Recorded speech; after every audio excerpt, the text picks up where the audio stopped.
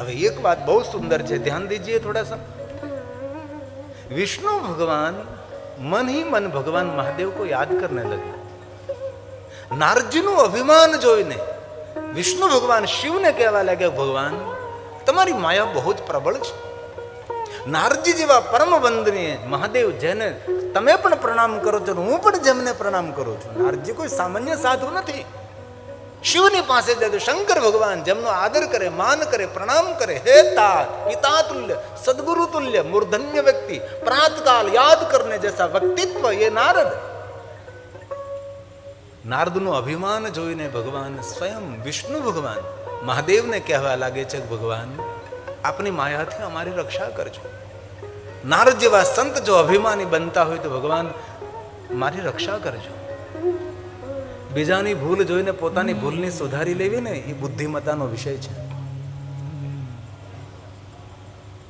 ઓલી કહેવત નથી ને, કોઈની ભૂલ શોધવામાં ભેજવું જોઈએ, અને આપણું તો એ જ કામ, લોકોની ભૂલ ક્યાં પડે છે, ક્યાં ભૂલ ત્યાં જઈને આપણે શોધી લઈએ।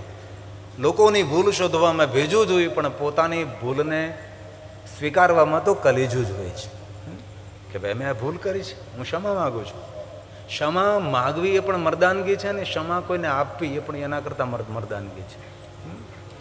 કોઈ માણસે ભૂલ કરી છે, ક્ષમા કરી દેવાની। વીરોનું આભૂષણ છે ક્ષમા।